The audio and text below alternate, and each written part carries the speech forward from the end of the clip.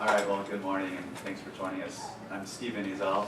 I'm the Vice President of Global Innovation Policy here at the Information Technology Innovation Foundation.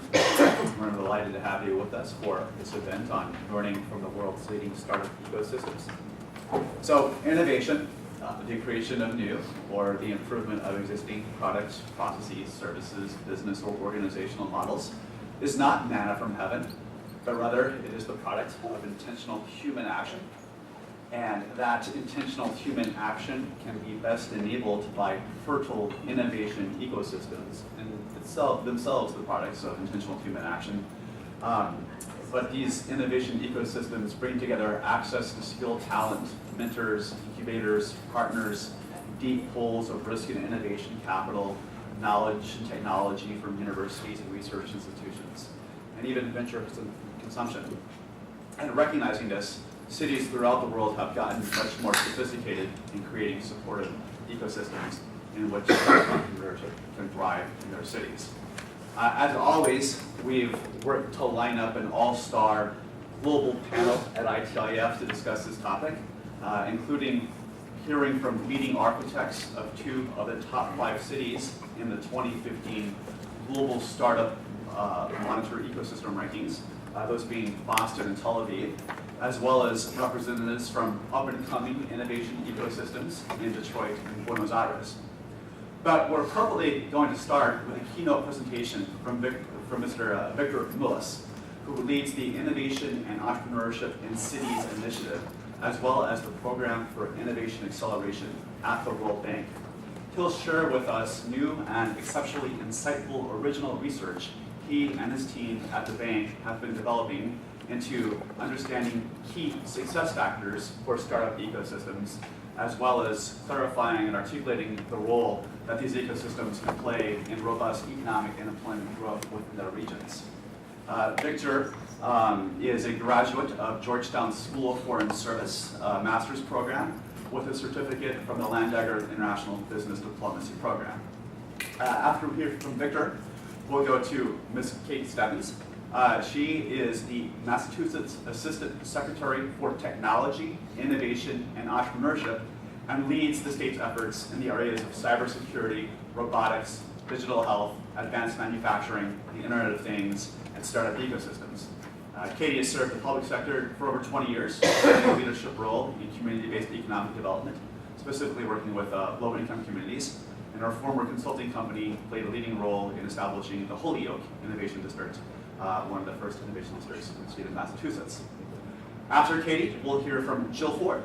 She is Detroit Mayor Dugan's special advisor and heads the City of Detroit's Innovation and Entrepreneurship initiatives. Jill came back to Detroit from San Francisco, where as an angel investor and advisor, she transformed emerging businesses in the mobile gaming sector. Before that, Jill had run a company in Ghana that discovered and developed and funded entrepreneurs there. She combines a Wharton MBA in finance and entrepreneurial management with a degree in computer science from Harvard. Third, via remote telepresence, we'll hear from Mr. Yuri Gabay. Mr. Gabay is the Chief Strategy Officer and Head of the Strategy and Economic Division within the Israel Innovation Authority, which was previously, he was previously the office of the Chief Scientist in Israel's Ministry of Economy and Industry. And for 5 years prior to his appointment, Mr. Gabay was the senior economist at the National Economic Council in the Prime Minister's office. And finally, we'll hear from Lucas Cornejo via Skype. Lucas currently serves as the Chief of Staff of the National Directorate of Venture Capital of the Undersecretariat of Entrepreneurs for the Argentinian Ministry of Production. Prior to his current position there, he served as head of the Seed Capital Program for the city of Buenos Aires, where he launched really the venture capital industry in the city and launched as well a matching fund program to support high-growth entrepreneurs operating in Buenos Aires. So I think we have a great global panel looking at startup ecosystems in developed countries and developing nations as well. So with that, let me turn the floor over to Victor, and thank you all for joining us.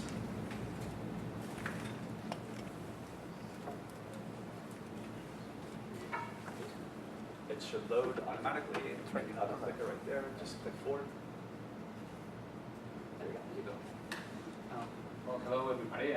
Thank you very much, Stephen and ITIF, for inviting me to this presentation, to this panel. And I'm very pleased to have the panel with such nice speakers too. And we'll have very, very good experiences, and I'm sure, and very diverse. So, as Stephen said, my name is Mulas, and I lead the Innovation and Entrepreneurship initiative at the World Bank. And what I was going to talk today is a little bit of giving a background of where we are right now in terms of the economy and the transformation that we are seeing with digital technology changing some part of the structure of the economy, which gives you the framework of why the World Bank is working on startup ecosystems. And after that, I'm going to present all the findings we've been having regarding how the new kind of startup ecosystems, the urban startup ecosystems are working. And then I'll point out to the research we are continuing working right now. So, to start with, the background of the economic transformation. I'll go very fast in this one, but we can go at the end if needed. The first thing we are seeing in the trends of transformation is the value of the economy is moving into digital and digital businesses. No surprise there. This is just to show you a graph of the orange line is the trade of goods in the world. You can see that despite this little dent that they have because of the economic crisis, it's kind of stabilizing right now. And that's value of trade of goods. It doesn't mean that the trade is not increasing or decreasing, it's just the value is kind of stagnant. The blue line is the digital flows. We cannot measure digital trade right now because it's extremely difficult to do that. Think about that every time you click on an ad in Google, there is a digital transaction, probably cross-border. So how do you measure all that? What we know is the digital flows are increasing and are going exponential. That is telling us that the value is moving into that. And it makes sense when you look at the stock market and you see who are the 5 top companies in terms of market capitalization. There's a reason for that. This is leading, also there is another trend that we are seeing, that is the pace of disruption and innovation is accelerating. And the reason for that is because the barriers for innovating and doing new businesses have decreased a lot. The cost of access to resources that were previously just in the hands of very few companies or people have been democratized. Right? So you can see now small startups that can disrupt the market, and they can be operative with $2,000 and an internet connection. That's an exaggeration, but it's a possibility, right? So what is happening is that these small actors are very flexible and are disrupting markets very fast. Companies are trying to react and doing more open innovation, so it's embracing more of that small actors into their production system. But to give you a sense, the cost of innovation has reduced in the last 10 years between 95 to 99%. So that tells you that, and this trend is continuing, that you're going to have more and more of these small players. The interesting thing is this is different from the bubble of the rise of the internet in the 90s. It is not technology for technology. This is not Silicon Valley anymore. This is every kind of other sectors. And you have some examples there, very simple ones, but we are talking about hotel chains being disrupted, taxis being disrupted, radio being disrupted, even space industry being disrupted, and real estate with rewards. I mean, and this will continue and will advance. And more sectors that we didn't think about it will be disrupted by digital new entrants. Okay, so at the core of this disruption are the startups themselves, because these are the small players that can bring in innovation and translate it into a market need. This is just a map. It's a heat map. It's self-reported. That doesn't describe all the startups in the world. But what I like about this picture is that you can see that this phenomenon of startups is a global phenomenon. It's not only US, Europe, and the advanced countries in Asia. This is a story that goes beyond that. And it's happening primarily in cities. And it's due to agglomeration effects. So that is something that, from the perspective of the bank, we are interested in because it brings new economic opportunities around the world, right? So what do startups are bringing? Well, I don't know if you see this, but because they are creating these new businesses, at the end, we are creating the new sources of competitiveness of the digital world, right? Of this digital business. And interestingly enough, I mean, this is from last week are the latest unicorns that you can see from Financial Times. This looks like the Olympics, except you don't have Germany or France there, or Japan, right? It's very interesting how it ends up like that. There's a reason why China is there, which has to do also with the firewall that they have and how do they can champion domestic players. But the interesting thing is these are the new businesses that will come there and that will disrupt existing ones. If you are a country that develops these startups and they become larger players, you will have a new source of competitiveness. That goes, of course, with new sources of jobs. We not only want companies, we want also to produce jobs. And this data is from the New York startup ecosystem, but it's very interesting to see that the startups themselves, they create jobs. But that's not the important thing about the startups creating jobs. There is a multiplying factor beyond that.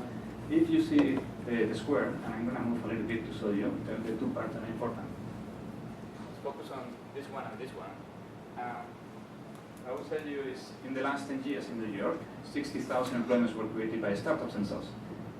But then, you look at how startups develop in New York, they started developing in the traditional businesses of the city. And they started disrupting the local industries. It was the fashion industry, it's urban living, it was finance, fintech, etc. What happened is, those companies reacted and started to develop businesses similar to that. Banks started to do fintech, fashion started to do with fashion, data manufacturing with makeable. So you have a need to bring talent. Now those companies hired 150,000 people, 3 times more. If you add that, you are having a good producer of new employment. And this is the future employment, not the one that is being eroded. So that is where we are interested in. Now, last thing that is interesting is 44% of those jobs were below bachelor's degree. And that's something I'm very interested in when I'm in developing countries working for them. Okay. So just to set the stage. Now, that's the reason why the World Bank is working on startup ecosystems. We found that this is something that can benefit developing countries a lot to create new sources of growth and employment. So we wanted to understand a little bit more about those startup ecosystems and why they were pumping up around the world in cities.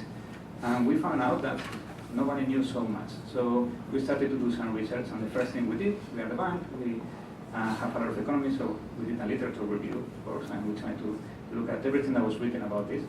And about cities in particular, there was not so much. So we expanded a little bit of innovation and entrepreneurship ecosystems. And we look at what are the key success factors for these ecosystems. And we found broadly 4 kind of areas. In reality, there were like 20 or 3, but we summarize in these 4. More of them, all of them are in agreement with that. People, you need the human talent, infrastructure, you need the roads, the broadband, the livable structure in the city, economic assets, and there we mix the local industry, because you need that as attraction, but also the financing, the banks, etc. And the neighboring environment, right? If you are in Somalia, it's difficult that you will become a successful startup because you're trying to survive the war-torn country. But in a country like the US, you have more neighboring environment, right? So those things.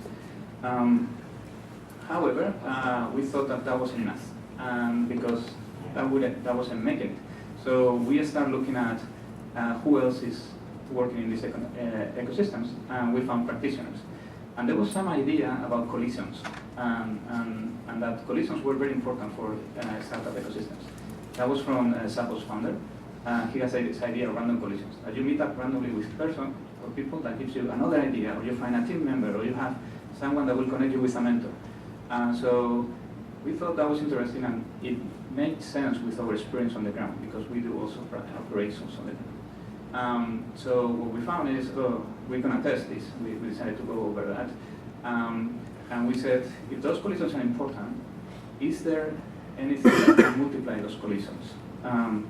And what we found is, yes, there are those spaces that are emerging in these startup ecosystems. We call them networking assets. We borrowed this concept from Brooklyn institutions, but we applied it differently. We applied it to those new spaces that were emerging in these startup ecosystems, that were creating networks of people and were allowing people to meet. We were talking about meetups, conference, challenges and competitions, where different entrepreneurs met. We're talking about boot camps, workshops, trainings that happen for them, but more importantly also co-working spaces, accelerators, networks of mentors that happen there, and where the angel investors create in this network of mentors. All that, we thought that was important. So we decided to test whether there were really all these assets were acting as networking assets. And what we found is that they do. We did this research in New York. The reason we chose New York is because there is data available, that's important. But also more important is kind of the prime example of an urban tech ecosystem. New York's startup ecosystem was almost insignificant in 2008, before the financial crisis. Today is the second largest in the US and probably of the world. So what happened there is a very nice story. A lot has to do with the city policies, but we can talk about that at the end. But the important thing we wanted to understand is, in that context of urban ecosystem, how do these networking assets act as networking assets? Do they connect everybody? And what we found is that yes, they do. We use accelerators as a proxy, but you can see in every degree of centrality of the social network of all the entrepreneurs, they act as connectors. We got this data also in collaboration with Endeavor Insight that surveyed the startup founders of New York, over 3,000 of them. So we use that in plus the other data sources that were available. Now, okay, check. We have found that there were networking assets that are simply connecting everybody in those ecosystems. Now, how important they are or not is something we wanted to test, but we put the hypothesis we need to add another bubble into the framework that we have not been looking at, which is this is also important for the ecosystem to grow and to be sustainable. And now we wanted to see how important is the social dimension, this network of connections for the success of the startups. And we went back to New York and we did some regressions. It's a very boring slide, but I'll summarize it to you. Yes, it does matter. The startups that are more connected have a positive and significant correlation to be funded, which is what you call success in a startup. So networking assets create the network, sustain the network, that network makes you successful. So yes, this is something that we should look into. So this takes us to something that Endeavor has been working on, which is to map these networks of startups. And this is Cairo because New York was so big that we couldn't put it there, right? But what we understood is if the social networks matter and it's a success for startups to be the more connected, that means ecosystems are a community. That means you have to think about ecosystems as communities. You cannot think about just these four bubbles that are separated. You need to integrate it. It's a community of people that connect with each other. And the more they connect, the better. You have to have very tight connections to make it easy. Think about it that way. If you have it more connected and you're a startup and you access the ecosystem, it's easier for you to get the funding if you have a good idea. If not, you never get into the people that will fund your idea or help you, right? So it's just that simplicity. But that has an implication for public policy because we did something else. We also look about geographic centrality, and we ask in our regressions, how does it matter if a startup is located geographically at the center of all the ecosystem in terms of geography? And the answer is it really doesn't matter. There is no positive correlation whatsoever. It's insignificant. What matters is the social connectivity. So you can be next to another guy, but if you are not social and you never meet him, it doesn't matter. Intuitive, right? Well, we have it with data. We mean that stop thinking about innovation district and technology districts as just urban planning policies if you want to develop a startup connections and entrepreneurship. You need to bring the social dimension. You need to bring the events, the competitions, the meetups, the co-working spaces, all this part, which, by the way, is much cheaper than doing those big district policy actions. So that was the message that we got from this data, and that is what we told to our policy counterparts. If you're going to do these interventions, think always about the soft part of the connections, and don't do the urban planning by itself, because then you will end up, like in many places in the world, you have very shiny buildings, and there is no startup innovation happening there, right? So anyways, that map is just, we try to map also the geographic location, but then you see the lines is because the social connection it was stronger. So that's visuality of that. All right, so this was the findings that we have in the first research. We did it with New York. Now we have repeated this in around 15 cities around the world. That includes Dar es Salaam, Beirut, Santiago, Chile, Bogota, Singapore. It holds the same results in all of them. So it applies in different ecosystems because sometimes I have the question, okay, this is New York, what about my city? Well, it seems it's the same. So very briefly, before Stephen just tell me my time is out, I'm going to give you a little bit of a sense of what else are we doing, right? We look at the networking assets, but there are much more that we can look into. So this is the kind of analysis we are conducting right now. So we try to understand better how the ecosystem is working. What are the key elements of the ecosystem that we have to pay attention to? So we are looking right now at the skills pipeline. How does it perform in every ecosystem? Both the white collar and the blue collar. Because for startups to scale up, we also need this, what we call blue collar tech skills. And those are tech skills that can be learned in boot camps, in 6-month programs, that are very much needed for startups to scale without paying too much for the talent. You don't want to have engineers all the time. You need a mix. Finance pipeline, super important. We go, if you don't have the base one, you cannot start, but then if you cannot scale, the same problem, and you don't want those startups to go to another city, right, to get the funding. So how do you embed that into the local economy? One very important thing here is angel investors. We found they're crucial because they bring not only the money, they bring the smart money, the mentorship associated with it. So key for sustainability. Supported infrastructure, that's what we call accelerators, incubators, networking assets in general. How do you use them more effectively? And finally, the community, and I'm going to show you some slides about it. Now, we are looking to 3 impacts in particular. Innovation absorption by the local economy. Are your local companies absorbing innovation from startups? And that's very important because sometimes the startup ecosystem is like separated from the local economic assets like traditional companies. So are the traditional companies in complete unrelated fields connecting with these startups and absorbing both the talent and the innovation that are coming from a startup? And we found this is key for the economic growth of the local economy. And how the new employment is being generated, how the new employment opportunities are growing, and you are generating that for the future of your local economy. And finally, urban transformation, because we saw that this is an urban phenomenon, but it's transforming cities. Once you put a co-working space and build a community around it, that part of the neighborhood changes. You start having different cafes, different businesses, usually yoga studios and things like that. But start transforming the area. Now the point is, how do you use this in a good way so you don't expel the people that were living there and you embrace them? So that goes together with the new employment opportunities and the trainings of those communities too, right? So how do you do both things at the same time? So we are working on that in cities like Medellin. We are also learning from cities like Malaga that are doing very interesting things, and hopefully from Detroit is one of them, and around the world. So that's something we are working on in terms of impact. And very briefly, I'm going to show you 2 or 3 examples of where this analysis is getting us to. Mind you, this is preliminary, but I wanted to give you the example. The first one, we are looking at communities. What we want to understand is how the community gets more mature. And this is very visual to show you from Dar es Salaam to Medellin how the community of the ecosystem matters and gets together. This is a cluster analysis, so it tells you how tight the connections are. You can see that if you're in Dar es Salaam and you're a startup, and you are in the fringes, you have really big problems to get into the resources, right? Because there is only one cluster. Either you know those people or you're out. So it's not really working as an ecosystem. It's working as many of developing countries have problems with accessing these resources if you're not part of the privileged people there, right? So that's what's happening in Dar es Salaam right now, very nascent ecosystem. But you see that it's starting to grow a cluster. Cairo, it has a much tighter cluster and it's starting to bring everything together. So you're seeing it's starting to bring the ecosystem. Then you go to Medellin and that's fantastic. You have like, it doesn't matter where you are, you're going to connect with one of these big clusters that act like black holes, attract everybody, right? And again, if I put New York, it would be all black, but our computers just crashed. So we're working on it. So just to give you an example, we are trying to understand how communities mature and how can you make them mature in that way. So hopefully we can get into some measurements and help policymakers on that.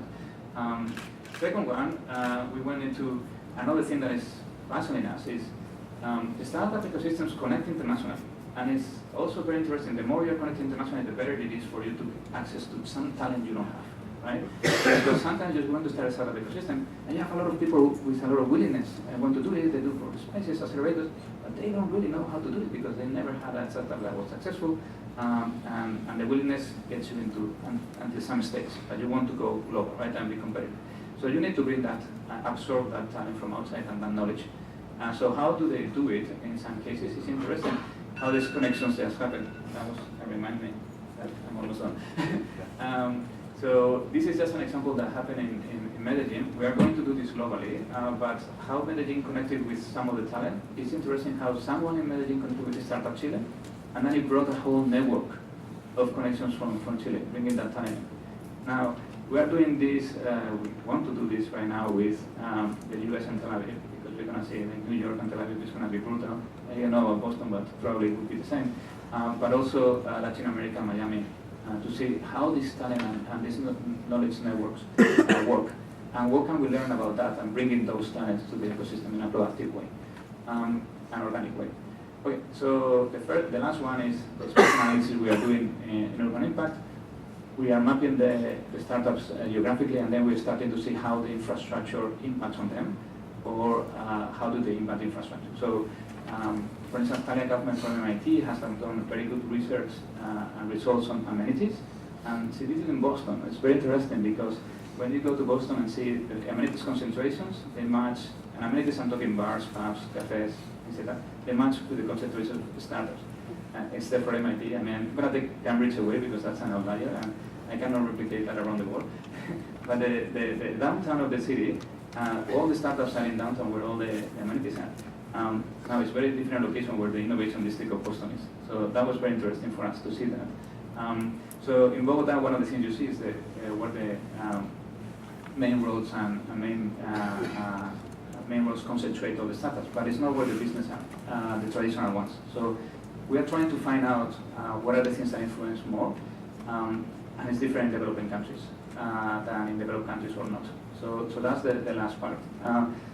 Still working on it, going into that. And that was all. Just wanted to finish with, this is the work of a larger team, and you have the names of everybody there.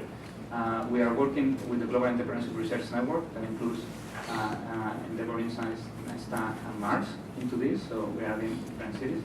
And you have more resources of all this research I'm talking about here. Probably will send the presentation. Thank you very much.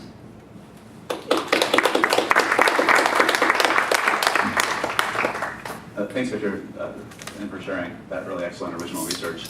I know there's a lot of great stuff that Victor just said, so if you'd like to tweet it out, I neglected to mention at the outset that we are live tweeting at ITIFDC along with the hashtag ITIF Startups.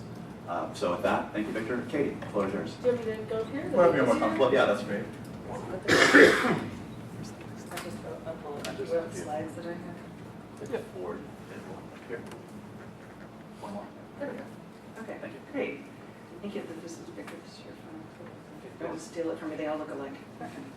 I think you go home with your phone. All right. So thank you, everybody, and thank you so much, Stephen and ITF, for having me here today. My name is Katie Stubbins, and Stephen mentioned my title is Assistant Secretary of Technology, Innovation, and Entrepreneurship for the state of Massachusetts for Governor Baker. It's a position that when I was asked to come work for Governor Baker's administration as an assistant secretary, I was asked to design my own job and my own title, and so I got really greedy. And I said, I want technology, I want innovation, I want entrepreneurship, I also want the manufacturing strategy for the state, I want the entire creative economy under me, and I want competitiveness of the military bases. And so I took all of that in one greedy sandbox, and I said, this is a massive supercluster of awesome stuff, and I'm going to be sort of a pilot in all of it, and it was really, really exciting. So, Massachusetts is a really special place, and Boston is a very special place. I've spent the 20 years of my career actually working in declining economies. My background is in economies of decline, and ironically, the economies of decline that were in Massachusetts, which didn't look anything like Boston. So now I'm in Boston, in the greater Boston area, and it's a very different scene. But Massachusetts is very lucky in that we are ranked very highly. This is a Milken Institute, also by Bloomberg, others, as a #1 innovation technology economy in the country right now. Governor Baker likes to say that Massachusetts' success was created by 200 years ago, starting 2 world-class institutions and then waiting.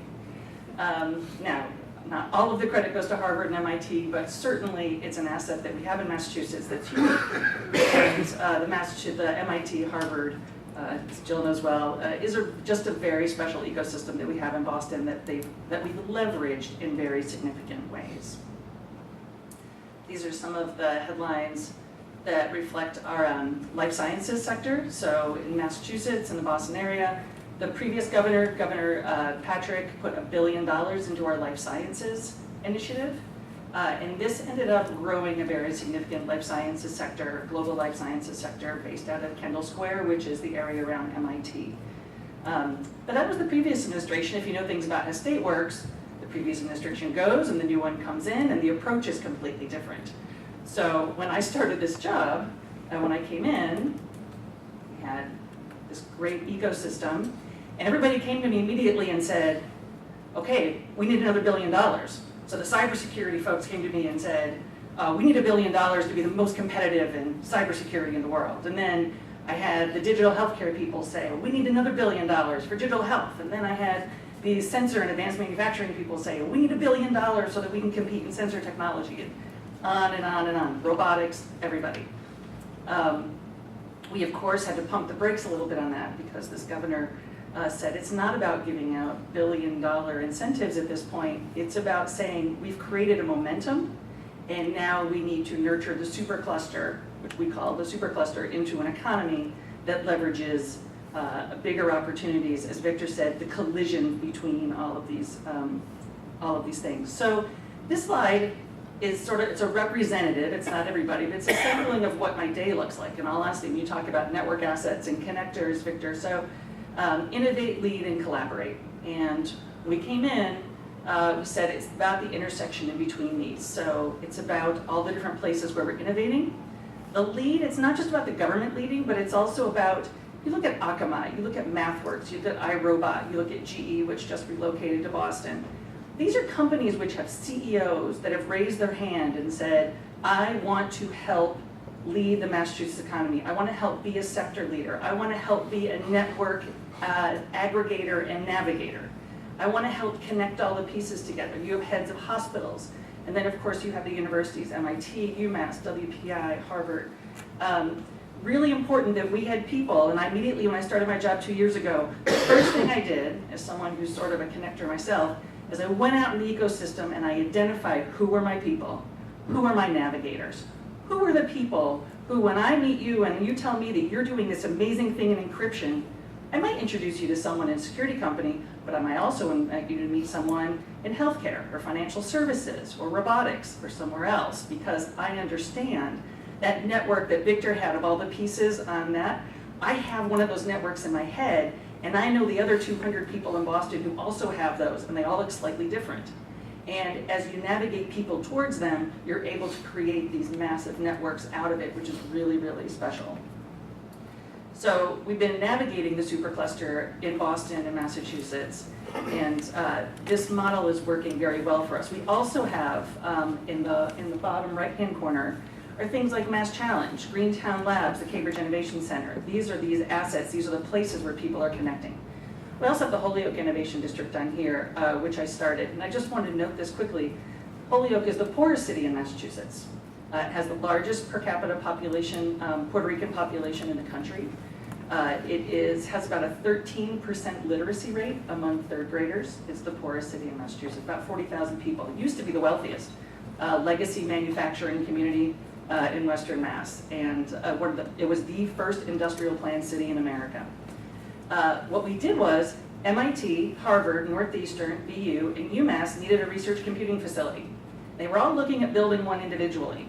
And the presidents got together and said, wait a minute, none of us can afford the real estate in Cambridge to each individually build a massive computing data center so that we stop breaking our computers when we do massive modeling, right?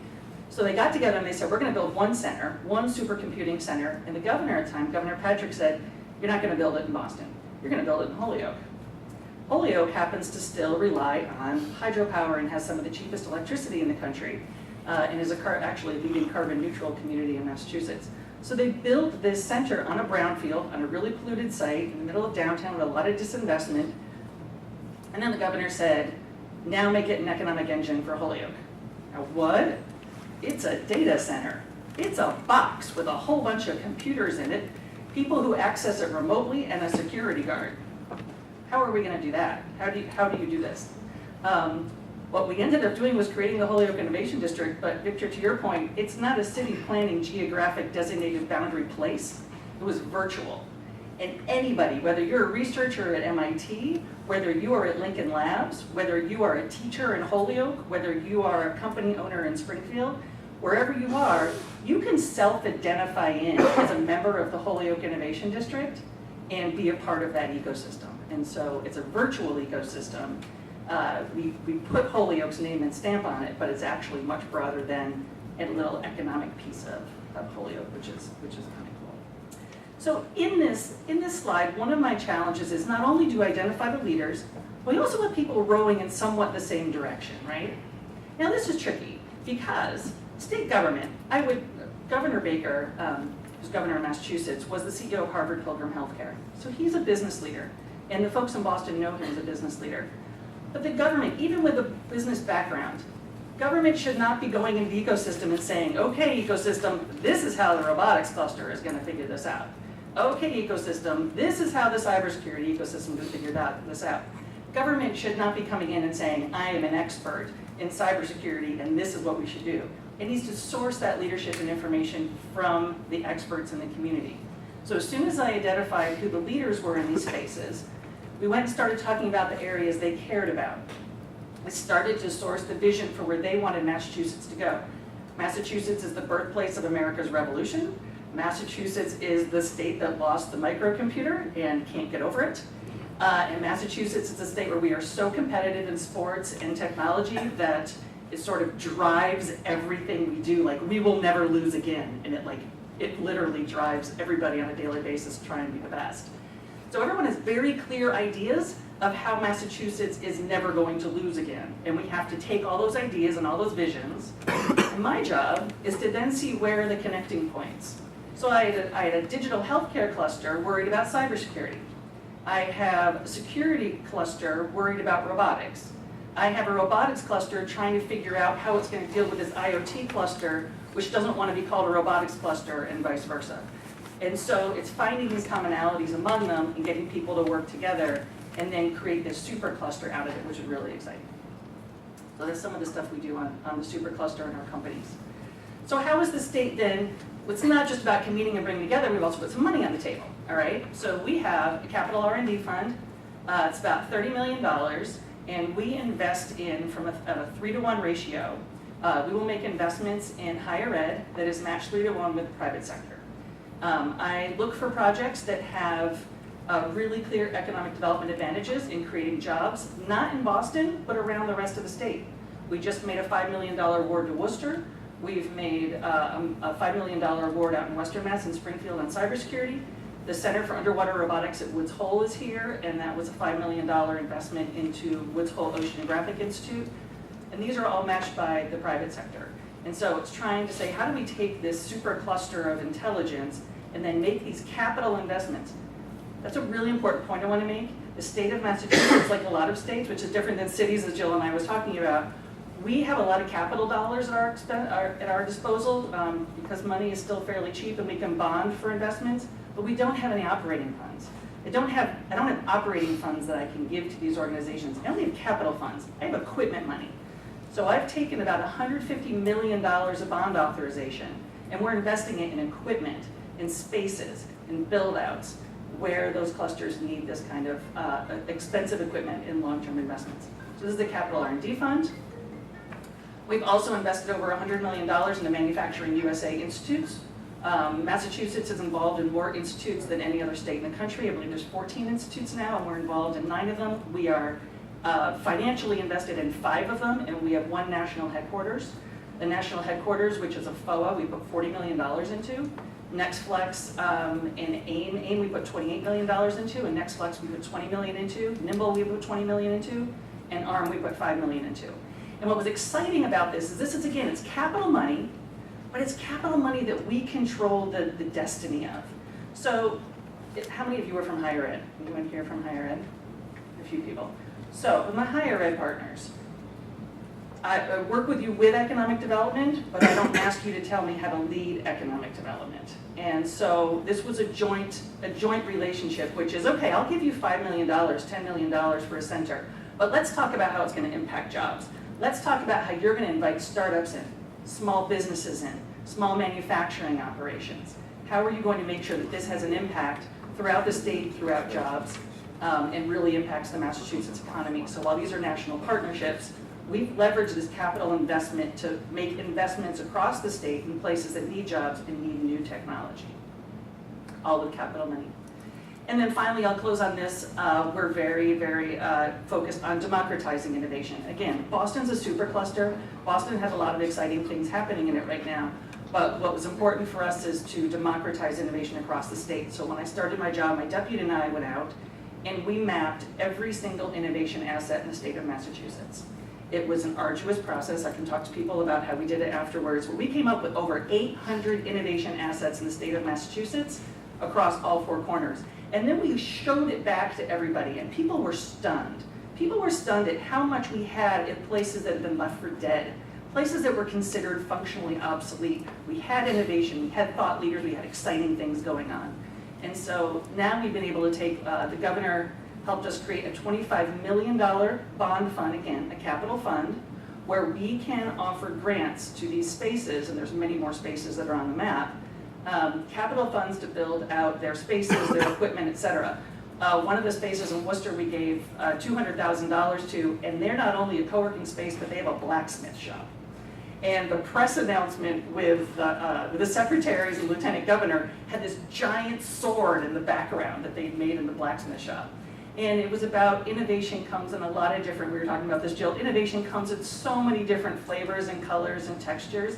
It's not just about a sensor that's made of analog devices, it's about a sword that's made in Worcester. It's about some incredible art thing that they're doing up in North Adams at Mass MoCA.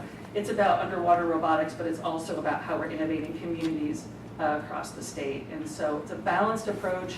The focus right now around how do you leverage capital dollars as a state in the face of when operating dollars due to diminished tax revenues just aren't available. And I think we've created a lot of continued success based on that. Thank you. Katie, that's just fantastic to hear all the wonderful things Massachusetts is doing. So thank you so much for sharing. Jill, the floor is yours. One of the great things about going last is that I get the chance to hear all of the great synergies that we have across all these different geographical regions. In Detroit, we have discovered a lot of the same things that we're seeing in Massachusetts and seeing in cities throughout the world. And as head of innovation and entrepreneurship, and coming also to Detroit from San Francisco, where I was an angel investor and advisor, I've had a chance to really get to know the ecosystem of our entrepreneurs and to understand where the gaps are, and then to start to build out a strategy that can go after each of the different gaps one at a time. So when you ask what entrepreneurs need, a lot of times the first thing that people will say is funding. But if you start to peel back, well, what is that funding used for? That's when you'll actually hear a lot of the more basic needs of businesses. Businesses need customers. And to get to those customers, you need talent. To house that talent, you need space. To make all these things happen, that's where you need the funding. And you also need to have predictability in what I'll call the infrastructural processes, the navigation of figuring out where you need to go to get which permit, or what do you need to do to get to this resource. And so with that framework, I was able to define, oh, and is there a clicker up here? Thank you. A set of programs that could allow us to help our entrepreneurs to get to the different resources that we need. So one of the first programs that I rolled out is the Motor City Match. And so the Motor City Match, at its surface, is something that is helping entrepreneurs to get to funding. But it's also helping the city in a variety of ways at the same time. So the Motor City Match every quarter makes $500,000 of grant funding available to entrepreneurs who are starting or expanding their business into a vacant commercial space in Detroit. When I came to Detroit, one of the things that stood out to me was how many of our commercial spaces were vacant and how many entrepreneurs were trying to figure out how to get into space. That seemed like a misconnection in some way. And so I started to learn that a number of the vacant commercial spaces were sometimes owned by people who were out of town or who were waiting to see what was going to happen in Detroit before they would make efforts to try to find a tenant, or they just thought that finding a tenant would be too difficult. And for the entrepreneurs, if they saw a vacant space, they didn't know who owned it, how they could get in contact with that person, and then how they could even go about the process of negotiating a lease, finding an architect, and figuring out how to do a build-out. And so the Motor City Match steps in and is able to activate vacant commercial spaces throughout Detroit, really get the landlords who might have been waiting for something to enable them to get the tenants to find that that thing is here. And the Motor City Match is able to attract and vet high-quality tenants for their commercial spaces. The entrepreneurs now have a way that they can pay for a build-out and for a lot of the things that they need to actually get their business started in that space. And we also find that the Motor City Match is not just matching properties to entrepreneurs, but also became a match for additional funding sources. Because once a lender knew that a Motor City Match awardee was going to get up to $100,000 of grant funding, they knew that this is now going to be a business that's going to be more capable of paying back a loan. And similarly, equity investors, other sorts of funders could see that this is now a company that, if they are going to make an investment in, is going to be better off because they're receiving this grant funding from the Motor City Match. And so with the Motor City Match, in the first 6 rounds, we have deployed nearly $3 million of capital at the rate of about $500,000 each quarter. We have 15 businesses that are open throughout the city, and it's something that is affecting all of the neighborhoods of Detroit. And so really starting to activate these vacant commercial spaces and then attract people to activate spaces around them, which then attracts residents to start living in those areas. And so it creates this very awesome ripple effect. And additionally, it helps to get the entrepreneurs to the funding that they need and to the peer group that is going to help them along as well. And finally, with the Motor City Match, we recognize that there's a pipeline of development that's important for entrepreneurs. Not every entrepreneur is at the point where they're ready to compete for the $100,000 of funding. And so we wanted to make sure that it becomes the platform, the foundation really, for people who have an idea and want to start a business to know that there's a place that they can go to find the help they need to get started. And so people can come to the Motor City Match with just an idea, and they'll get what we call our Level 1 award, where we will help them to get help with finding a business plan. If they come to the Motor City Match with a business plan already together and they need to find the space, then the Motor City Match will actually pay for technical assistance to help them go around the city and find the right space for their business. If they already have the space and they need to figure out how to renovate it, then the Motor City Match will provide technical assistance that will pay for an architect to help them build that renovation plan. And then finally, if they're at the stage where they have the business plan, they have the space, they know how they want to renovate it, that's when they would be competing in the Motor City Match for up to $100,000 of grant funding. And so for the 6th round of the Motor City Match, we had a very special guest. It was a joy to have Vice President Biden come to be a part of our award ceremony for round 6 of the Motor City Match. And as a token of our appreciation, we gave him a Detroit versus everybody sweatshirt with Biden on the back. And my favorite quote from him that day was that in Detroit versus everybody, Detroit wins. So there's the Detroit ID program. And this is one that it seems very basic at first because so many people are used to being able to have a state ID or driver's license easily accessible. But the reality is there are many people who have not been able to get a form of an official ID. And so the Detroit ID becomes their opportunity to have an official form of identification that they can use to get access to city services. The Detroit ID is a city-issued ID, and we make it available to anybody who's interested in, both the people who might not be able to get other forms of ID, as well as the people who could get other forms of ID. Now, for the people who can get other forms of ID, they are also interested in the Detroit ID because of all of the other great services and opportunities that come with it. Our business community has supported the Detroit ID program significantly, and we were able to launch with over 130 participating businesses who offer some form of a discount or a value add when you show the Detroit ID. So, for example, if you go to any of the Detroit Burger Kings, you get 10% off if you show your Detroit ID. And you also get a discount off of a Detroit versus Everybody t-shirt. So the Detroit Development Fund is one of our CDFIs, and it helping us to be able to have the Entrepreneurs of Color Fund. Now, the Entrepreneurs of Color Fund was launched in partnership with the Kellogg Foundation and Chase. And it's a direct response to one of the gaps that we saw in our community regarding access to capital.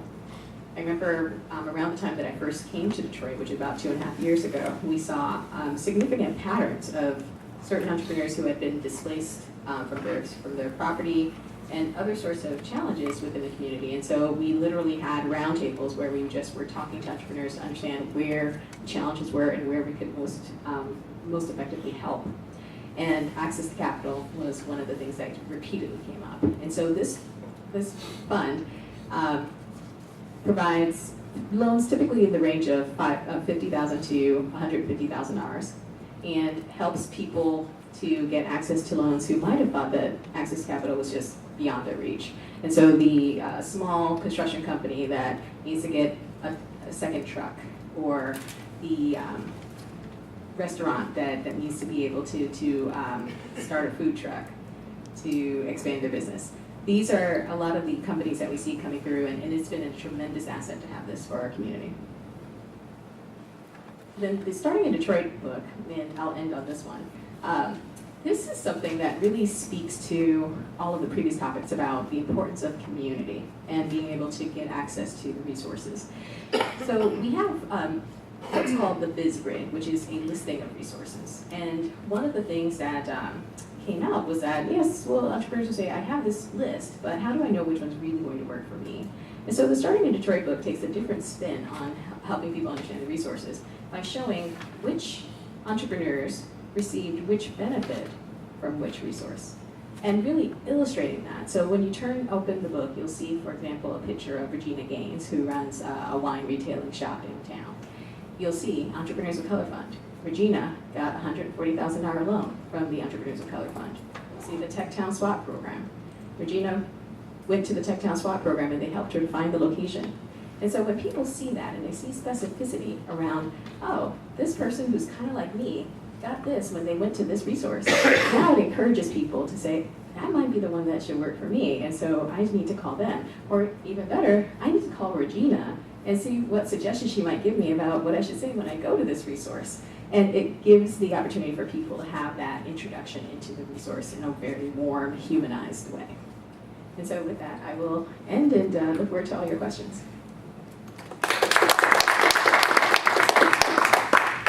Jill, thanks very much. It was said that at the start of the prior century, Detroit was America's most innovative city, and clearly Detroit's well on its way back due to your good efforts.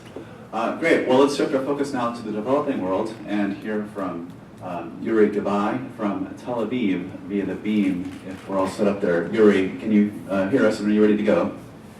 Yeah, I can hear you. I hope you can hear me well. Yes, good audio. The floor is yours. Thank you. Thank you very much. So, first of all, I'll talk about, I'm Uri Gabay. I'm the Chief Strategy Officer of the Israel Innovation Authority. Just a word on the organization. You might have heard about the Office of the Chief Scientist in the Ministry of Economy that for 40 years was the leading government institution in Israel which supports tech innovation. This organization was replaced just a few months ago by the Israel Innovation Authority. I might touch later on the reasons, on the rationale for this change.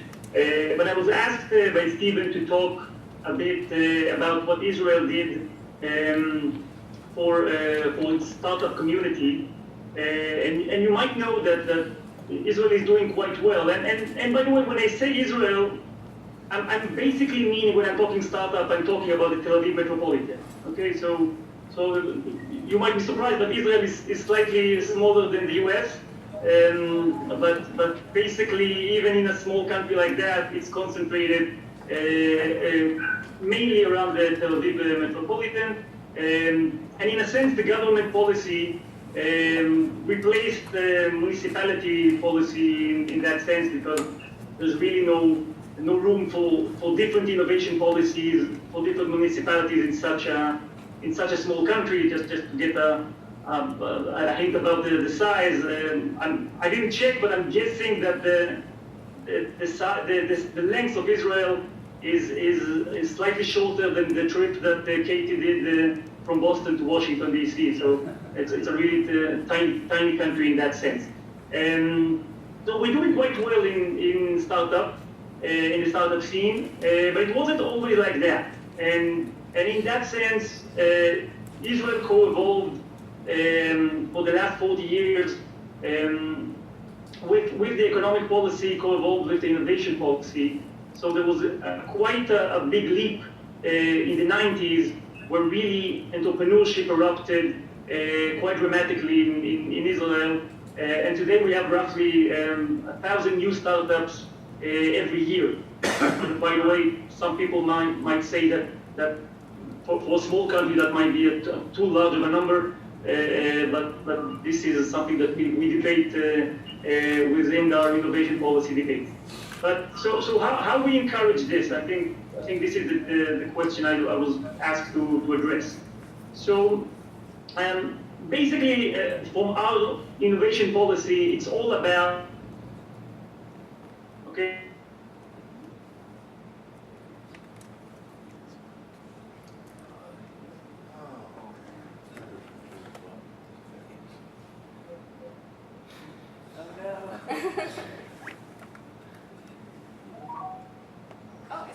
We got him back. Okay, I'm back? You're back. Yeah. I was talking to myself for a few seconds, and I don't know how many seconds, but okay, let me repeat that. So basically, the innovation policy for the last 40 years in Israel was basically about what's missing, trying to understand really what the industry needs and what the government / municipalities need to do to encourage R&D and technology and innovation and entrepreneurship. So I won't go through for the entire 40 years, but just to pinpoint a few milestones. Going back to the 70s, I think that was really the beginning of innovation policy in Israel. There was a shortage of knowledge and a lack of knowledge of how to conduct an R&D project. So forget about entrepreneurship or we're talking about just simple R&D projects.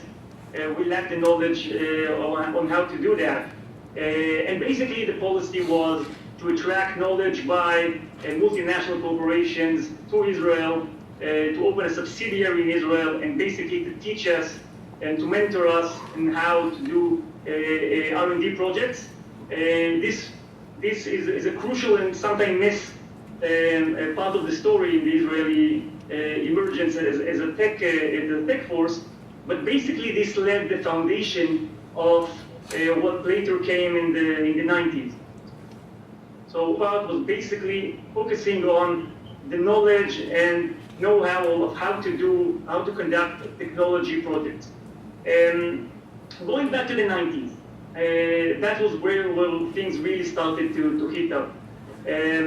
So basically at that point, the government identified that, okay, we know how to do good R&D projects, but in terms of entrepreneurship and startups, we're really lagging behind.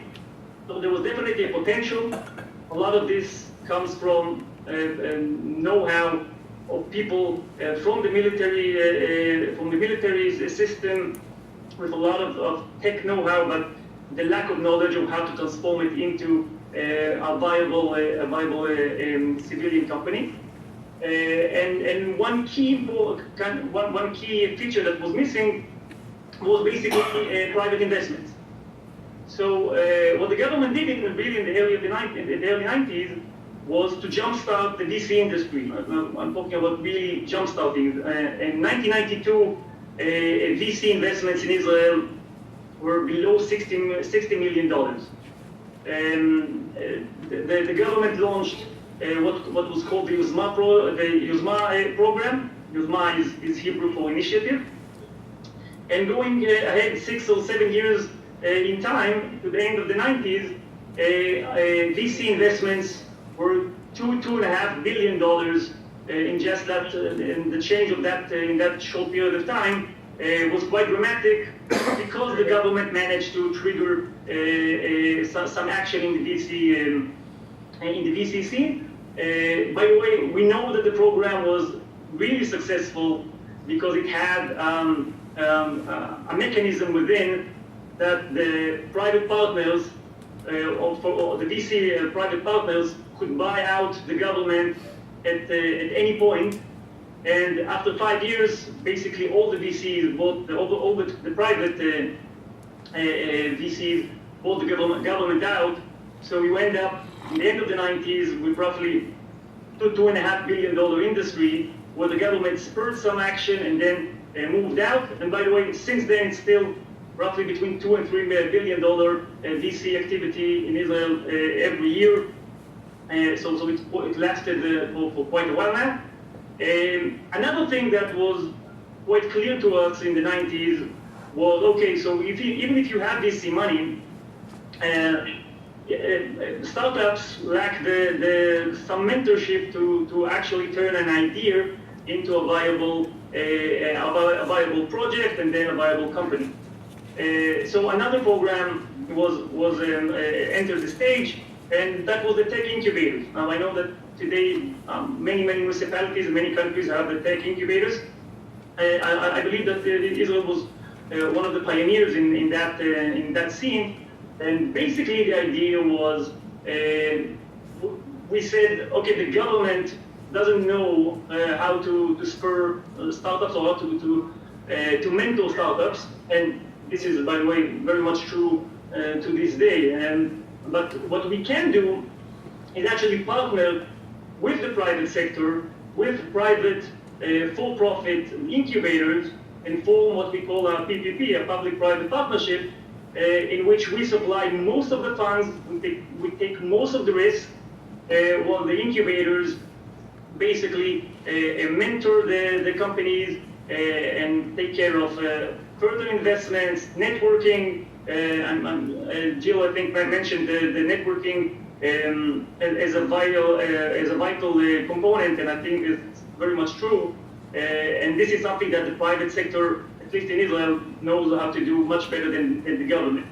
And a third program, which was introduced in the 90s, was basically we focused a lot of attention in getting knowledge from academic institutions into the industry. So we launched a program that was basically encouraging researchers from the academia to basically take their research and turn it into applied research, something that sometimes academia struggled to do. So a lot of attention in the 90s to spur the innovation and basically taking the potential that was there and turning it into something that is really can make an economic difference. And things really boomed in the 90s. So basically, we're talking about jumping from 2% of investment in R&D out of GDP to 4 and 4.2% in just a few years, and we're still in the between 4 to 4.5% investment of R&D in the GDP since then. So basically, if I have to summarize what the Israeli government did, is understanding quite well the notion of ecosystem, the notion that there's no silver bullet. You have to make sure that all the components are there. And if a component is missing, maybe the government has the ability to spur some action in that component. I think the second one is, I would call this comparative advantage, understanding what government/municipalities do well and what the private market is better, and trying to concentrate on the things that we have comparative advantage. And in that sense, I will conclude with one of our maybe one of the creeds of our innovation policy is, although we want to spur innovation and entrepreneurship, what we don't want is to lead the market. And we don't want this both because we don't think that we're really good at it, and because we feel that the private sector will do a much better job in finding the new emerging technologies that a civil servant will probably miss, and I don't think that it's our job to pinpoint emerging technologies. So we're very much neutral in our approach to technological sectors. Okay, so basically we said we provide a foundation on which the private sector can take the lead and find avenues to better technologies, innovation, and entrepreneurship. I think I'll conclude here, and I'll be happy to answer questions now or later. Thank you very much.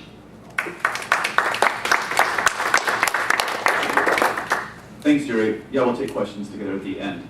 Okay, now switching to South America via every technological link we have at our disposal. Bringing out now via Skype with us from Buenos Aires.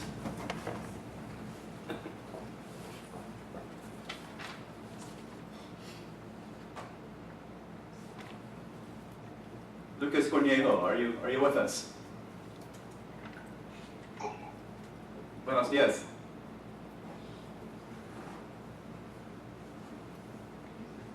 Go ahead, Lucas, the floor is yours.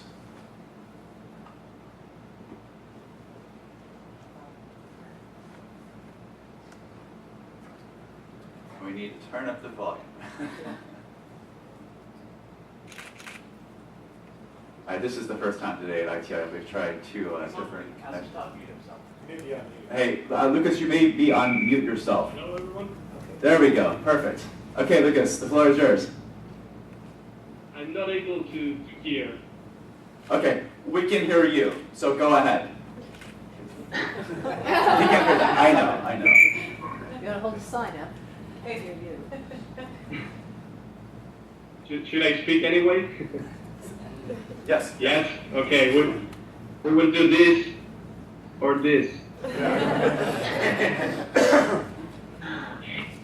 I wasn't able to listen to you guys the whole time. It was like a silent movie. Yeah, so thank you very much for the invitation. I'm sure there was very interesting talks before me. It was a pity I wasn't able to listen to them.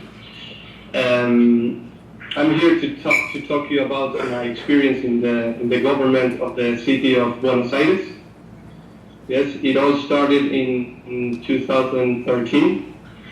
Me and Mariano Mayer, who is the current, who's running nowadays the office, the SMEs and entrepreneurship office at a national level.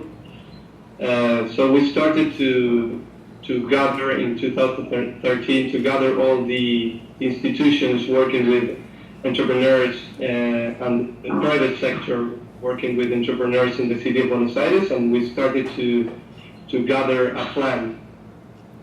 The second thing, we made also a lot of workshops with them, and we started to figure out how to do it and how to develop the entrepreneurship ecosystem in the city of Buenos Aires. The second thing we do was to start with a benchmark. We started to study the Brazilian case, the cases in Chile, Mexico, Colombia, Israel, Singapore, South Korea, and Silicon Valley. So we started to do a little bit of benchmark and started to figure out how those policies that were successful in those countries have to adapt to Argentina. The third thing we made was to fly to those places. So we went to Israel, we went to Singapore, we went to Brazil as well, and we talked with the guys from the entrepreneurship offices over there, and we just received feedback from them to improve our plan. The fourth thing we made was to talk with our mayor, who is our current president nowadays, Mauricio Macri, and we told him that we needed to create a specific office of entrepreneurship dedicated exclusively to entrepreneurship in the city of Buenos Aires. So that was accomplished on September 2013, and Mariano Mayer took office on on the first week of September 13. I joined him on the second week, and we started to implement this plan that we were working in the previous months. So the plan went through 3 different areas: the education area, the community area, and the access to capital. To start with the education, we started with some courses, some workshops, to just introduce to our society in their minds that this thing about entrepreneurship, what was to be an entrepreneur, and what were the skills needed to be an entrepreneur, and so on. So we started with these courses in territory, and the demand exploded. We teach there some soft skills like leadership, teamwork. We talk about failure and the acceptance of failure. We teach also about some modern methodology like Lean Startup, Canvas, design thinking. Those subjects were taught in those courses, and the demand was amazing. So we started thinking of doing an online platform, so we could reach to more people. That was implemented in 2014, and the demand we had in the first months on that online platform was huge. I remember the first weeks like fixing bugs on the online platform, and just we couldn't handle the demand we had from the people. So that was a very interesting success. And the people in the city of Buenos Aires started to talk about entrepreneurship, and to events were created around this, and the wheels started to turn. And that was very interesting to see it. On the second hand, on the community area, we just gathered all the institutions working with entrepreneurs, and we just made a common agenda, a common schedule. We organized them, and we organized the events and the workshops, and we just made an online agenda to make information available to the society. We also made a map, an online map with all these institutions, with the incubators, the accelerators, the startups, the venture capital funds, and so on. Just we put them on a map and just put the information and the context of all of these institutions. That was another nice success, and was very useful for the people. In the community area as well, we started building some, what we call some creative spaces.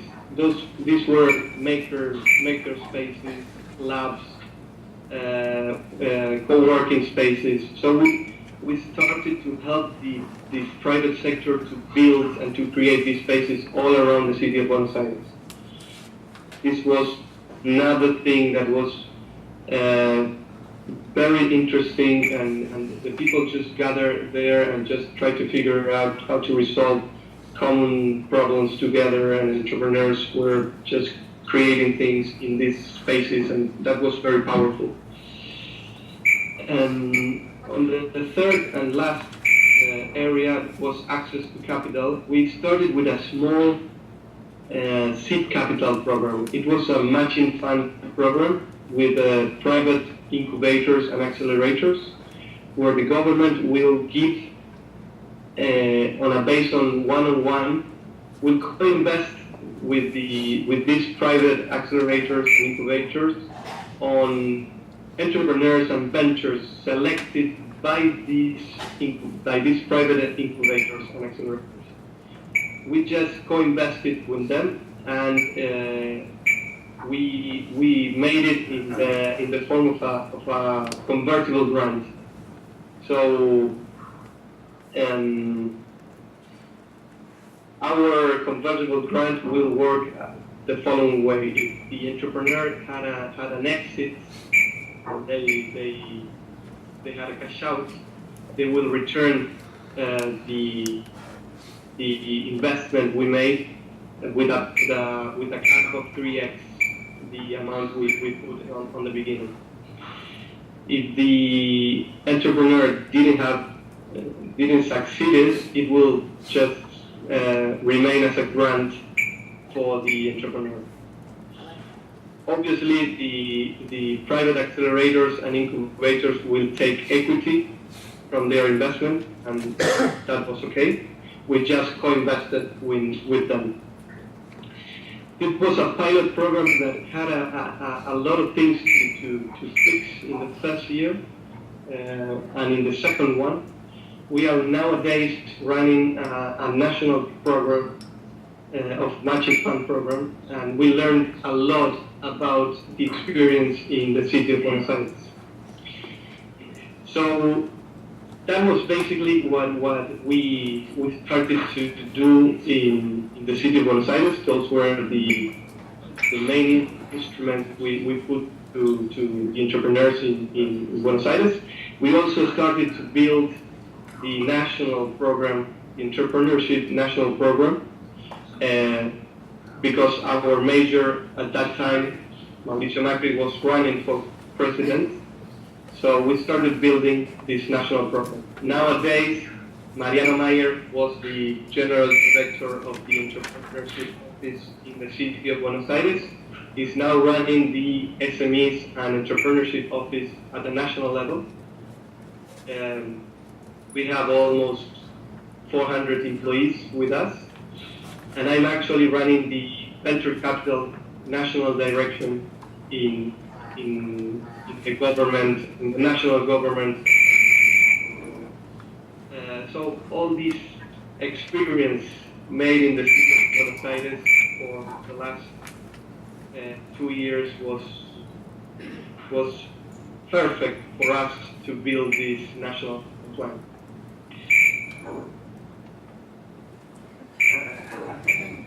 Great. All right.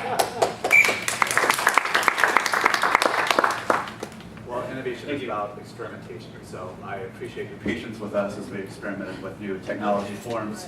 But it was great because we heard about their innovation experimentation and how these cities are deploying a number of strategies around mentorship, capital, infrastructure to build their entrepreneurial capacity. I think the other thing that this shows is innovation has never been easier in the sense that knowledge and understanding about innovation methods are more democratized than ever before. The ability to get access to capital and technology needed to start a business is more readily available than ever before. But at the same time, the competition is greater than ever. And you see this in cities around the world, from Buenos Aires to Tel Aviv to the United States. So happy to take questions from the audience. If you would just say the organization you're with and who you are, that would be great. And we can go 5 or 10 minutes beyond. We have a good discussion here. So I'll open it up. Chuck, go ahead. Hi, this is Chuck West. Chuck Westner from Georgetown University. I wanted to talk to our friend from Tel Aviv. I was just interested how much the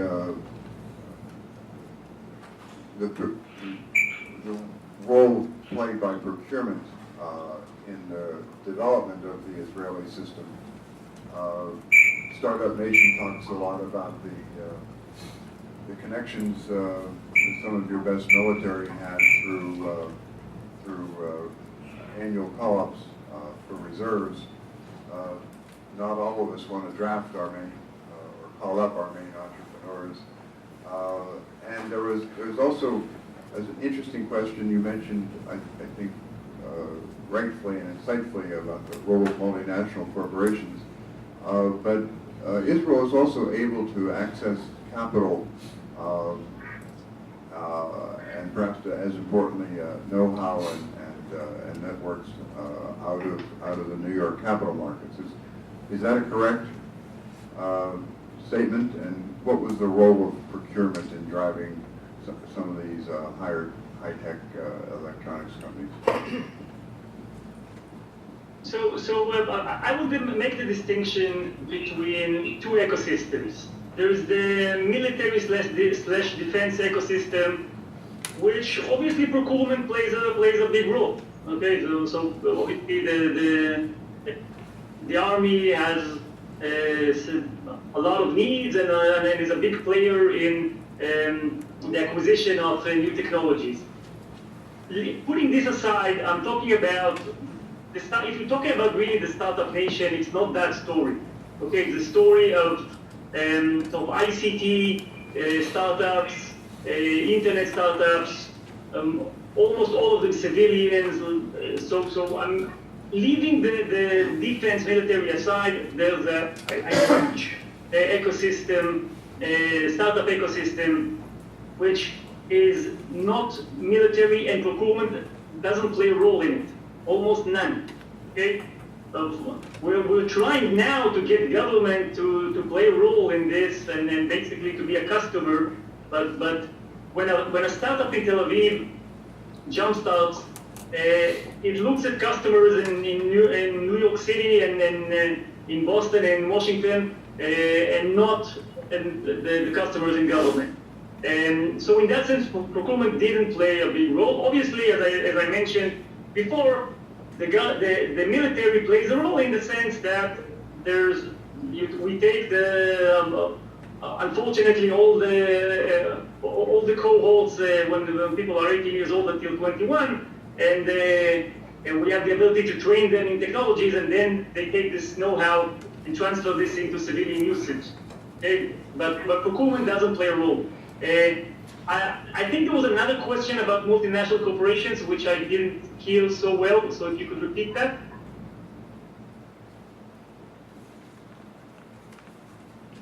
Well, it was just,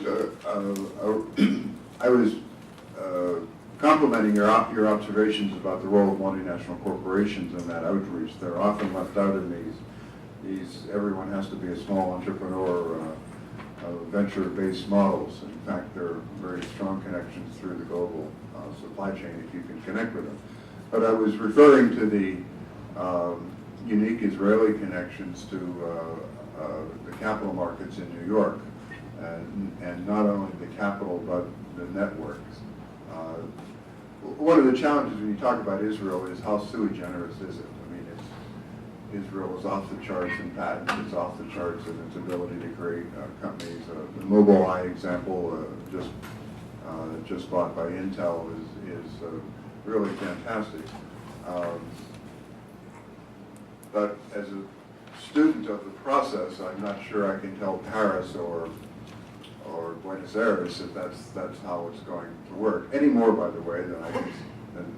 You know, Americans go around saying, start Silicon Valley and then everything will be all right. And it's as you realize, a little harder. Yeah, just to comment on that, you're 100% right, and we often say that there's no copy-paste solutions here.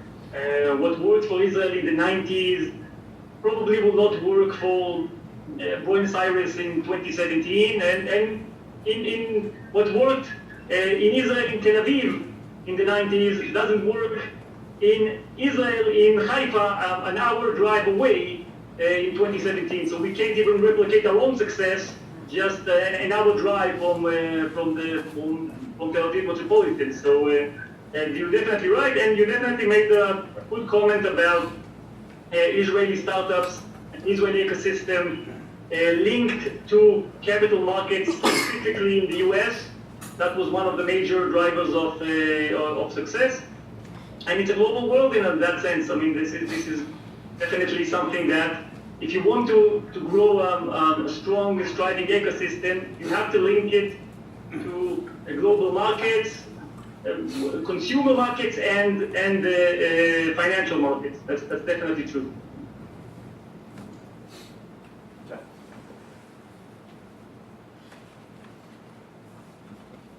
Thanks very much. I'm Jeff Alexander. I'm with the Research Triangle Institute, based in North Carolina. And I do work on innovation policy and emerging economies. Debate I'm having with my colleagues internally is a role, kind of following up on this, of international knowledge flows, so not just access to international capital, but really access to expertise and ideas. And what role does that play in helping to build the vitality of the startup ecosystems? And especially today, compared to when, say, Research Triangle started, it seems that having the ability to bring in ideas into a region is a really big part of what makes a place innovative. And I wonder if you have any ways that you are encouraging that, how are you measuring that, or how does that play a factor in the strategy of these startup ecosystems? Victor, you want to scanning anything? Yeah, I can, these on, yeah, there. So Boston, obviously, Massachusetts has huge international alumni networks because of our university, so I don't think we could be doing what we're doing if we didn't have these huge amounts of international exchange through the alumni networks. But we've also just funded over the past few years a program called Global Entrepreneur in Residence. And it's a way that we're able to have international entrepreneurs, as they're starting up their companies, be in residence at higher ed institutions. And the higher ed institution is able to invest in the startup with the private sector. And it's a way for us to navigate some of the visa issues for entrepreneurs as they're growing their companies to scale in Boston. It's been very successful at Babson College, at UMass Boston, and we have more universities coming online to support it. That's our global EIR program, and the state of Massachusetts funds it and will continue to put money into it because of its success. Yeah, just to add to that, because I think you tackle one part, which is how do you bring international knowledge from entrepreneurs, especially when you don't have the mentors and the capacity for that. And I think the example we are measuring right now is the Startup Chile, which is very interesting because if you look at Chile, it's in the middle of nowhere, except for close to a little bit of Argentina and Brazil, and to Argentina you have the mountains. So it's very isolated. How do they manage to bring that international talent to train their entrepreneurs? And they did it through Startup Chile. It's a program that if you measure it in terms of how many startups that the Startup Chile funded were settled in Chile, you would say it's a failure because most of them just left. But they give you two intangibles. The first one, the program was designed for those startups in residence, if you call it, because they are there for a short time, to work together with, in the same co-working space of Chilean entrepreneurs.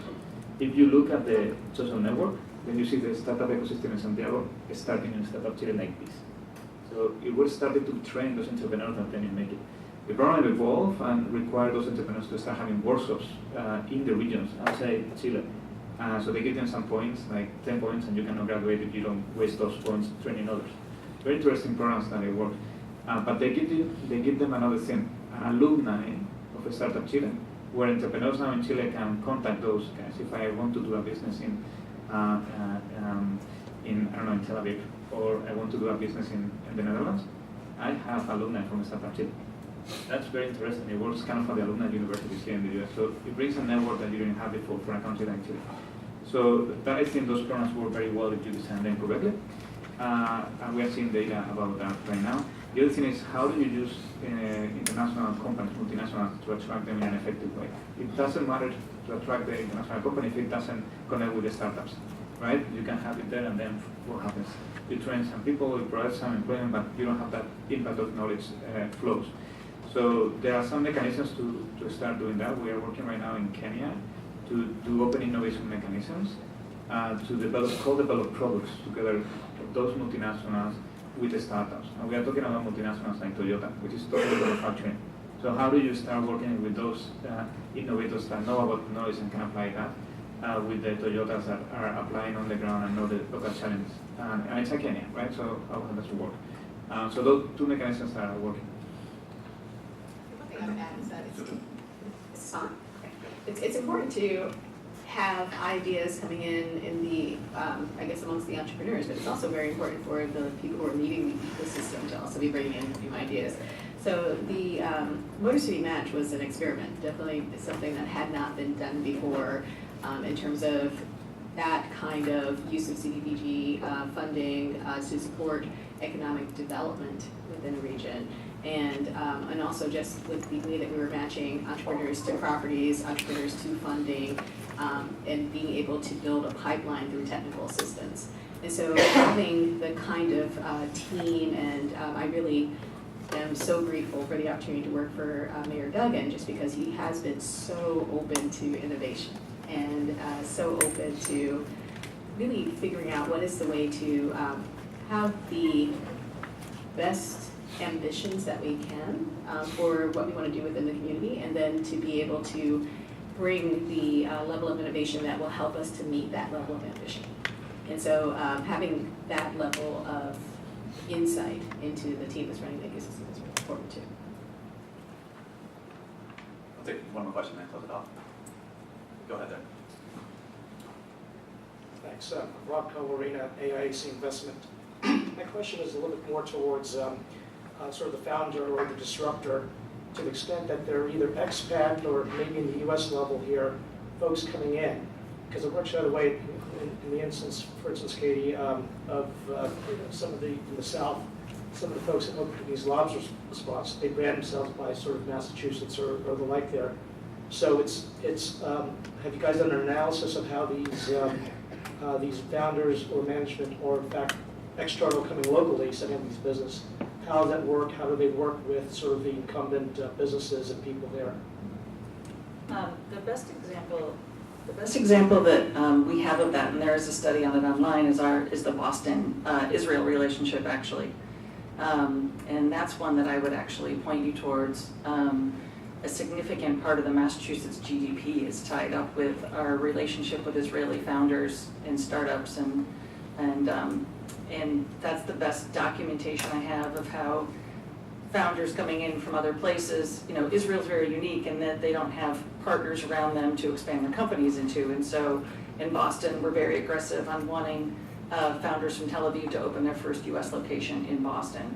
And that's something we've working steadily with them on, and so it's a very documented relationship that has, now Israel-owned companies employ a significant number of Massachusetts residents, and that relationship is pretty strong. The lobster analogy was kind of interesting, and I'm sure that there are documentations on sort of the export of Massachusetts and how that, look at Jill, we export talent. And so what's great in Massachusetts is we export talent all over the country and all over the world. And we're pretty proud of the fact that people come to Massachusetts and they're educated in the world's best educational ecosystem.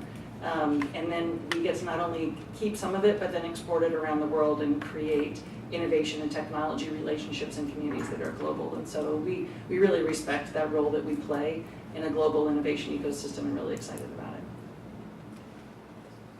Just to add to that, when we look at this relationship about ecosystems, we are right now looking at them, but it's super interesting the fact you are talking about Israel, US, especially in New York and Boston. I wasn't aware of the Boston part, or Massachusetts. I think it's actually stronger than in New York. Okay, so that's fantastic because we'll look into that. But what you can see is also Latin America with Miami or New York or San Francisco. That works very well. And then it's not only Israel. You look at Lebanon, that also has a lot of diaspora.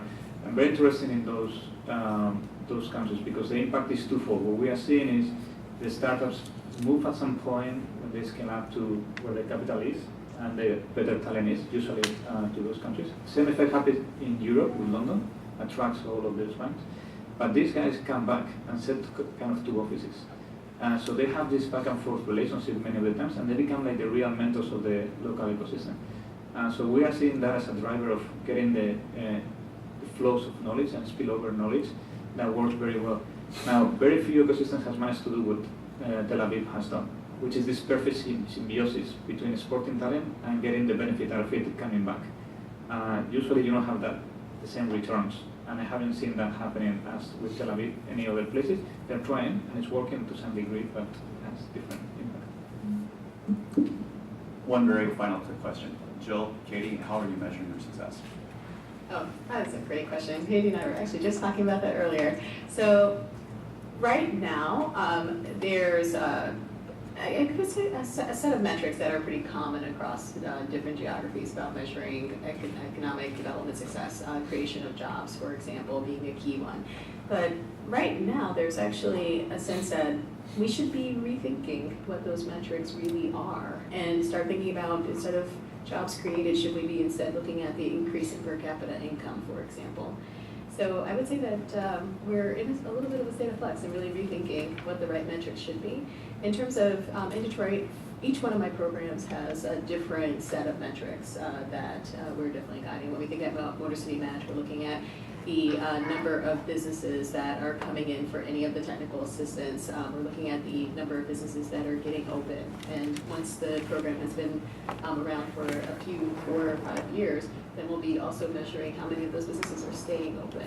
And when it comes to the overall health of an ecosystem, I would think that there's really some measure that combines a lot of different factors about the ecosystem. For example, the diversity in the types of companies that they have in the geography, the number of businesses that have opened or closed, the amount of funding that has come into those businesses, and also the different types of fundings available.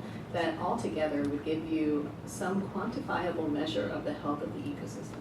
So I look forward to getting to the point where we have that and have it consistent across multiple cities so that we can benchmark and compare.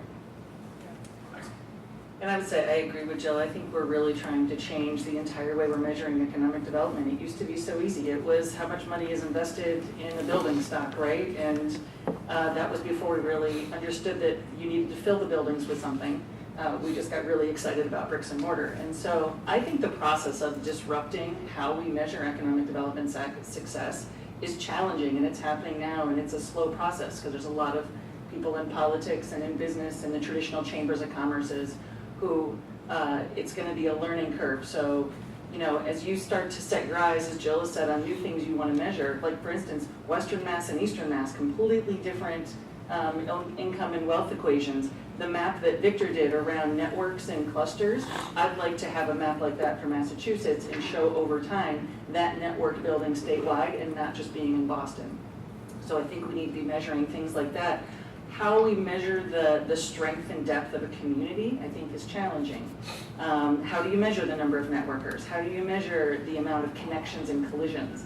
These are hard, and so I don't have a good answer to it, although it's something that keeps me up a lot, and we're continuing to play with metrics that we could measure well, but I'll say it's a work in progress. Well, this event came together as a collision over cocktails of founding farmers with Victor, so I can vouch to the success of that. Final comment from you? Yeah, so on that of measurement, we don't have the answer either because we are looking at all the things and it's super, super hard to find it out, but we are trying to measure exactly how the ecosystems mature. We are seeing some trends, so you have the community more mature than others. One thing we are really looking into is, in terms of jobs, we are looking to what we call new jobs, as opposed to creation of old jobs. And it's a question of, even depending on the level of blue collar or white collar, which ones give you more opportunity to grow afterwards. Yes. You don't want to get a job that you're going to be earning like this steady, but you want to get a job like a developer that suddenly you enter as junior developer, but you can grow steady, right? I can agree. Yeah, so we are starting to measure that in a different way. Yeah. And also the absorption of innovation by local industries, we are starting to try to measure that too. How much of companies are integrating with the startup ecosystem and bringing that innovation. We are starting with simple measures like how many people you employ from the startup ecosystem. Because think about it, only 1% of the startups will make it. And there's a lot of people that have been trained on that. They get hired and they can develop new products for this company. And how that expands then the new kind of jobs generated by this company. So these are things we are looking into. I'm happy then to share with you. Absolutely, and at the base of all of this is we need to be integrating data science and use of technology so that as we are capturing the data that we then want to measure, we have some consistency, and that would have consistency across geographies, and that's going to really be the next generation of data measurement. Well, fantastic. Well, this has been just an extremely enlightening conversation. Please join me in thanking our excellent panelists from around the world. Thank you for joining us. We will be